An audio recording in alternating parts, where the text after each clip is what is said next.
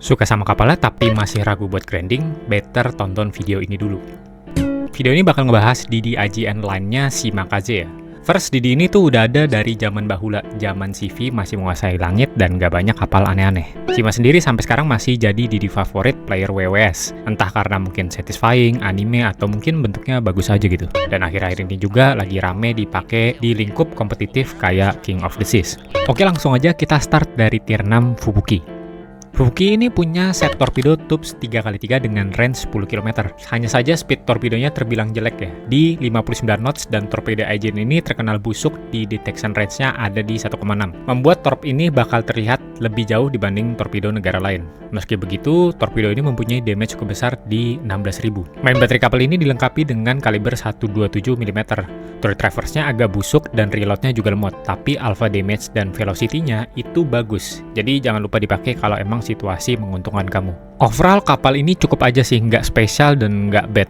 Next ada Akatsuki. Menurut gue kapal ini kapal yang skippable sih. Karena di tier 7 lu bakal ketemu sama tier 8 yang mostly punya concealment lebih baik dibanding kapal ini. Main battery dia juga nggak ada perubahan yang signifikan, dan hal tersebut membuat kamu agak sulit buat bela diri ketika tabrak-tabrakan dengan Didi musuh. Overall menurut gue ini di skip aja sih. Lanjut ke Kagero. Untuk Kagero gue cukup suka ya, karena kapal ini mempunyai concealment yang cukup kecil di 5,6 km, dan juga torpsnya hit like a truck, tapi setupnya 4x2. Gunnya tetap sama, tapi kalian juga mempunyai concealment lebih rendah, jadi kalian bisa hit and run dengan gampang. Overall kapal ini cukup oke, tapi hati-hati juga dengan beberapa kapal premium seperti Cossack, Loyang, dan lain-lain.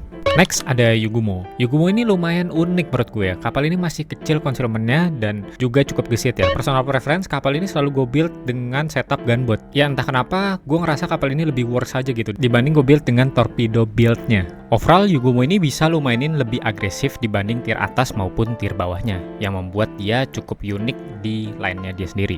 Yang terakhir Shimakaze. Di sini gue mau bilang kalau Shimakaze itu bukan kapal yang mudah. Kalau kamu denger torpsnya jauh, speednya kenceng, gesit, percayalah banyak kapal tier X yang bisa ngebantai kapal ini dengan cukup mudah. Tapi bukan berarti kapal ini jelek. Kapal ini menurut gue kapal yang sulit dibawa kalau kamu belum banyak pengalaman main Didi. Untuk Shima sendiri, kalau kamu jago, kamu pasti perform. Tapi kalau kamu mid, bawa kapal ini antara nggak bisa ngedamage atau mainnya lari-larian doang. Overall, skor dari line ini 7/10 karena menurut gue line ini cukup sulit dimainkan dan nggak newbie friendly.